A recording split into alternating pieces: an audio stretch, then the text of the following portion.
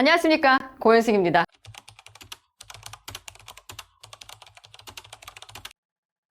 커리큘럼 가이드를 하면서 여러분들이 얻어가셔야 될 것은 올해 수능에 트렌드가 어떠한 상황이었나, 이 정도 수준까지는 내가 공부를 해야 되겠구나, 이런 것들을 여러분들이 얻어가시면 좋겠고, 두 번째는 저 사람은 그래서 그 실력을 위해서 무엇을 어떻게 가르치는가를 보시면 좋겠습니다. 바로 들어가 보도록 할게요. 너무 어려웠잖아 얘들아. 너무 어려웠어.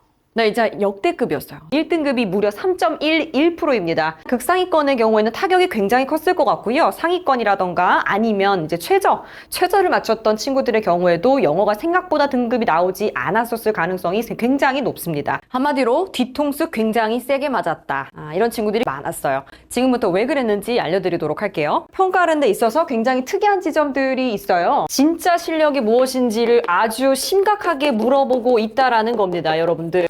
안 통하고요. 찍기 안 통합니다. 네가 진짜로 영어를 잘 읽고 있니? 를 물어봐요. 또 오답률에 굉장히 높게 랭크된 24번. 제목이 웬 말이야 얘들아, 그죠? 제목이 웬 말이야. 당연히 맞는 거 아니었어? 대학 감으로 얻는 그런 영어가 되면 안 되겠고요. 알맹이를 정확하게 파악할 수 있는 실력을 측정을 하도록 나왔습니다. 단적으로 하나만 얘기를 해드릴게요. 내년도 고3 애기들 중에 이 영상을 보고 있다면 혹시 confine이라는 단어 알고 있나요? 모른다.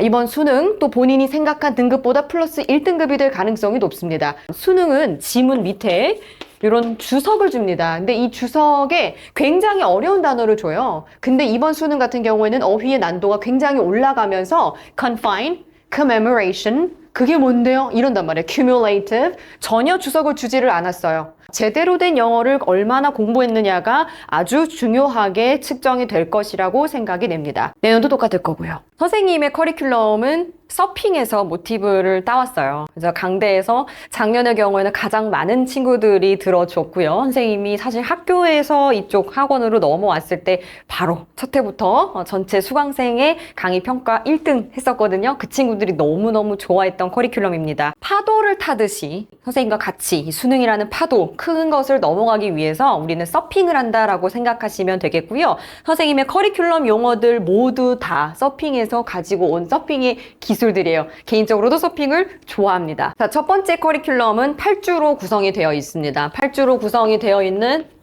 컨센서스는 서퍼들이 파도의 방향을 읽고 파도를 타 나가기 위해서 서로가 합의를 하는 과정들이 있어요. 그걸 컨센서스라고 합니다. 저희도 마찬가지로 평가원에서 가장 중점적으로 보고 있는 논리의 태세들을 눈높이에 맞춰서 우리가 평가원과 함께 합의된 무엇인가를 배워나가는 과정이에요. 그래서 글을 읽는 방법, 내신에서 수능으로 넘어오는 것, 수능에 있는 영어를 감을 배제하고 정확하게 논리적으로 판단하는 그런 독해 연습들을 할 겁니다. 찬찬히 쌓아 올릴 거고요. 단어가 굉장히 중요해지는 상황이기 때문에 이 단계에서는 여러분들 단어, 특히 기출에서 반복적으로 등장했던 단어들, 평가원 기출이 아니라 학평 기출까지도 봐주셔야 되는 상황이 왔습니다. 단어들에 대해서 조금 더 집중적으로 구문을 정확하게 해석할 수 있느냐를 넘어서서 논리적으로 생각할 수 있느냐. 그래서 단순한 해석이 아니라 머릿속에 평가원이 원하는 그 흐름대로 갈 수 있는 컨센서스를 우리가 같이 맞춰가는 시간이 될 겁니다.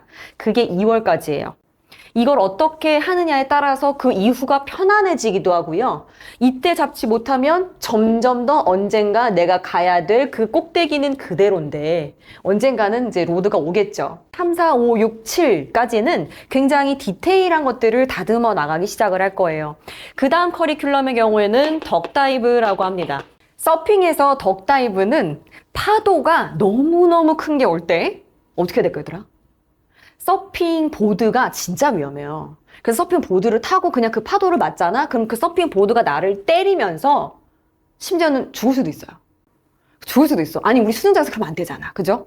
그래서 어떻게 해야 되냐면은 그럴 때는 서핑 보드를 가지고 마치 이제 오리가 다이빙 해가지고 물속 밑에 처박히는 것처럼 밑으로 내려가야 되거든요.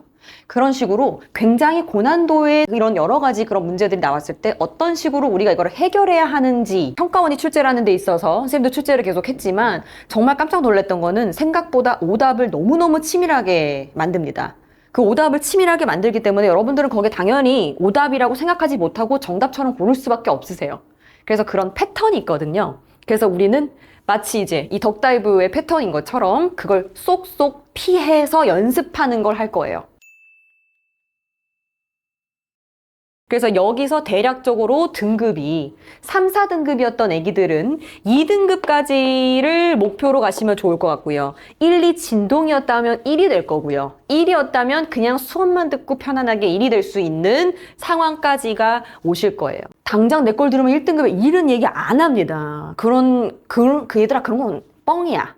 그런 거 믿으시면 안 되고, 다만 속도는 느리겠죠. 근데 덕다이브라는 것은 이 수능에 적용을 했을 때 굉장히 고난도의 혹은 평가원이 갖고 있는 그 오답 논리의 패턴들을 우리가 소거를 해내고 그거를 보는 눈을 키움으로써 어떤 파도가 와도, 아무리 큰 파도가 와도 내가 피해갈 수 있게 만들어주는 데의 목적이 있어요. 세 번째는 카빙입니다. 여름이 되기 전에 굉장히 본인의 눈을 뾰족하게 다듬는 시간이에요. 커브라는 거는 이제 깎아나가다라는 얘기도 있는데, 서핑의 경우에는 이런 게 있거든요. 서핑의 보드의 날로 방향을 싹싹 전환하면서 방향 이렇게 싹싹 전환하면서, 그러니까 우리 수능으로 치면 연결이 되는 얘기인지 단절이 되는 얘기인지 논리적으로 애매한 얘기인지를, 사고의 흐름을 싹싹 바꿔가면서 사고하는 연습을 할 겁니다. 그래서 순서랑 삽입에 특화된 부분이라고 보시면 되겠고요. 이것뿐만이 아니라 이런 부분들 있잖아요, 얘들아. 애매하게 답 선지가 2번 아니면 3번 둘 중에 하나일 것 같은데 이럴 때 나는 무엇을 보고 판단을 해야 되는가? 와 같은 기준점들이 세워지는 강의가 될 거예요. 그래서 카빙까지가 완료가 되었으면요, 기존의 3등급, 4등급, 5등급 여기까지 시작했던 친구들은 최소 2등급으로 가시게 되는 것이 커리큘럼의 목표고요. 선생님 저는 아무것도 안 하고 수업만 들을 거예요, 이런 친구들의 경우에는 초 1등급 혹은 1, 2등급 왔다 갔다를 해야겠죠. 이 친구들은 이때부터 탄탄하게 자기의 실력이 1등급으로 쌓이기 시작하는 느낌을 받으실 거예요. 그 다음부터는 파이널입니다. 버저비터예요. 버저비터라는 거는 사실은 농구를 떠올리기가 굉장히 쉬운데, 서핑에서도 어떤 스포츠 항목에서도 버저비터는 있습니다. 버저가 딱 울릴 때 그 골을 넣으면 이제 그 골을 보고 이제 버저비터라고 이야기를 하잖아요. 시즌 1 배럴의 경우에는, 배럴 들어보셨죠, 여러분들? 애들 이거 다 그 무슨 수영복 브랜드인 줄 알아. 근데 수영복 브랜드가 아니라, 배럴은 서핑을 할 때 배럴이라는 건 뭐냐면은 파도가 이렇게 꺾이잖아. 그러면 이 안으로 들어갈 때 그 동그란 오크통도 배럴이라고 그러거든요. 그래서 서퍼가 통과하는 가장 어려운 파도들입니다.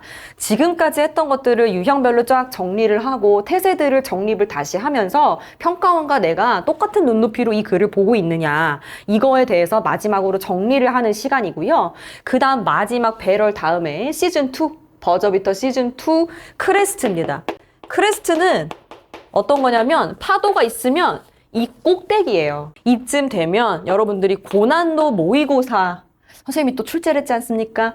그 모의고사 난도가 상당히 높아요. 우리 모의고사 시리즈들이 있는데, 먼 바다로 네가 나아가라. 그래서 Sea Far이에요, 모의고사 시리즈들이. 그래서 이제 이 Sea Far 시리즈들이 full도 있고요, half도 있고요, 미니 시리즈도 있어요. 굉장히 다양한 변주들을 통해서 여러분들과 실전 연습을 할 겁니다. 마지막 크레스트 시기에는 여러분이 지금까지 했었던 모든 것들을 총망라해서, 이때 가장 중요한 것은 체화가 되어서 나오느냐가 가장 중요해요. 체화가 되지 않으면 어려운 문제가 나왔을 때 여러분들이 머릿속이 다 멘탈이 붕괴하면서 본인이 옛날에 했던 그 감독회 시절로 다시 돌아가거든요.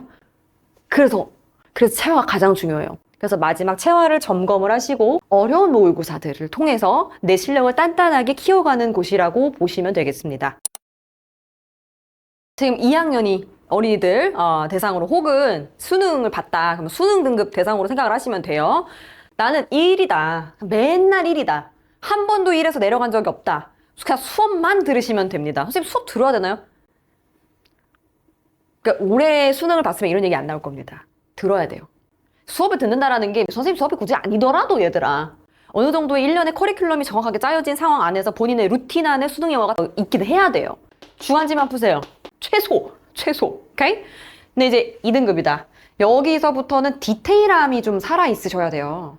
디테일함이 살아있어야 된다는 얘기가 어떤 거냐면은, 단어를 딱 들었을 때, 아까 confine 같은 거 있잖아. confine 같은 거 들으면 바로 무슨 뜻인지 나오는 거. cumulative, 바로 축적하는, 이렇게 나오나.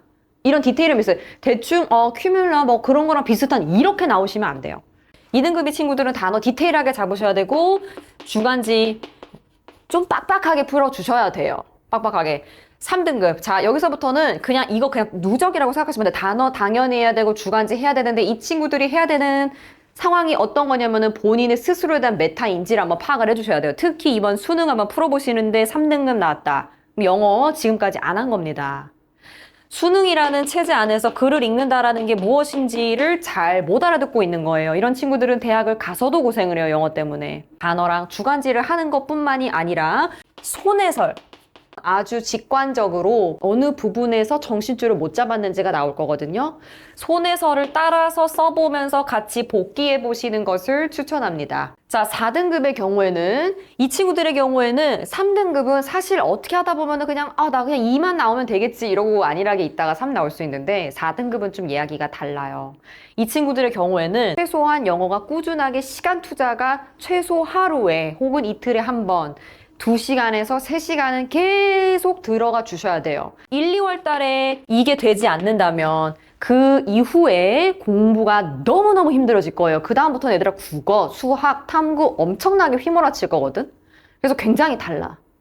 그래서 이 친구들의 경우에는 1, 2월 달이 가장 키포인트가 될 거고요. 그 이후로는 다른 과목들도 영어가 4등급이라는 것은 사실은 다른 과목들도 열심히 하지 않았을 가능성이 높습니다. 그래서 이런 애기들의 경우에는 정말 초반에 많은 투자를 해두시는 것을 추천을 해드리고 방향성 이야기를 해드리면 선생님 커리큘럼 위주로 말씀을 드리면 학습자 타입별로 과제물이 좀 달라요. 그래서 그 친구들은 거기서 도움을 가장 많이 받으실 거예요. MBTI 같이 있잖아, 얘들아. 나는 E야. 나는 E인데 자꾸 나보고 하고 싶은 얘기 조용히 하고 친구들이랑 만나지 말래 돌아버리잖아. 나는 계획을 좀 세워서 공부를 해야 돼. 근데 계획을 못 세우게 하고 그냥 되는 대로 하래. 흐름을 타래. 그거 힘들거든? 혹은 나는 그냥 좀 기세로 공부하는 스타일이야. 근데 자꾸 하나하나 꼼꼼하게 체크하면서 따져가면서 공부하래. 그러면서 힘들거든요. 그래서 유형별로 선생님의 경우에는 학습자 타입별로 과제물이 좀 달라요. 공부가 지금까지 안 한 이유가 있을 거거든요, 4등급은. 그래서 그 친구들은 거기서 도움을 가장 많이 받으실 거예요. 선생님, 저 5등급인데요? 6등급인데요? 7등급인데요? 선생님 이제 강좌에서 수업을 할 때 6등급인 어린이, 나 7등급은 솔직히 못 봤습니다. 선생님 수업 듣는 친구들 중에 7등급은 못 봤고요. 6등급 봤어요. 이 친구들은 1, 2월에 이 컨센서스 있잖아. 그거를 듣고 바로 한 3 찍었어.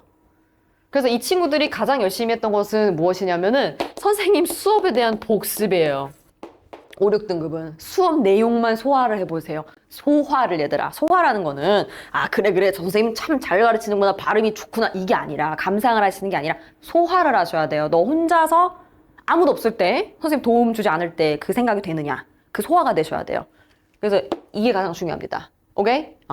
그래서 등급별로 공부 방법은 이렇게 정리를 해드리고요. 현역과 재수생의 공부는 달라요.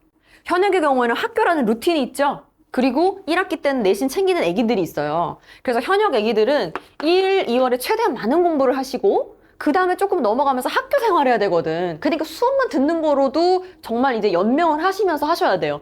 3월부터 6월까지는 그렇습니다.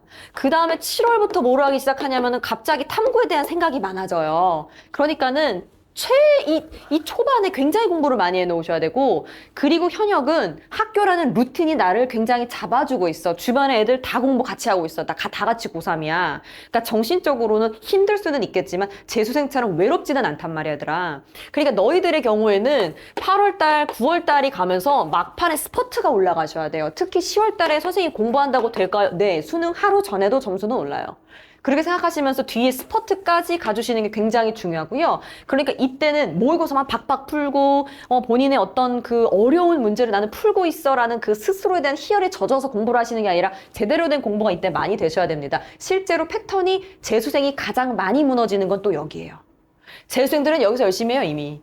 앞에서 열심히 하고 재수생들이 취약한 부분이 뭐냐면 6월 끝나고 6월 끝나고 나 어느 정도 내 중간 거를 끝냈다. 근데 6월이랑 9월 이 평가원은 다 독립시행이거든, 얘들아. 수능도 독립시행이에요. 그래서 재수생들이 가장 많이 무너지는 포인트가 6월, 9월 끝나고예요. 이때 정신줄을 똑바로 잡지 않으면 이때까지 열심히 해가지고 폼이 잔뜩 올라왔는데 9월 이후에 두두두둑 떨어지면서 상상치도 못한 점수를 받을 수가 있어요. 그래서 재수한다고 다 성적이 오르는 것은 아닙니다. 그래서 현역과 재수의 이 1년의 루틴은 조금 다르고요. 선생님은 커리큘럼을 구성하는 데 있어서 그리고 여러분들한테 수업을 하는 데 있어서 그 수업의 구성들이 다 조금씩 다를 거예요. 자, 여러분. 이래서 선생님의 커리큘럼은 1년의 파도를 함께 타는 식으로 구성이 되어 있고요. 마지막으로 드리고 싶은 말씀이 평가원이 되면 그냥 그게 수능입니다. 그건 law이 아니라 that's law. 그냥 그게 법이에요. 그냥 그게 수능인 겁니다. 뭐가 어쩌고 저쩌고 얘기를 많이 할 것이 없어요.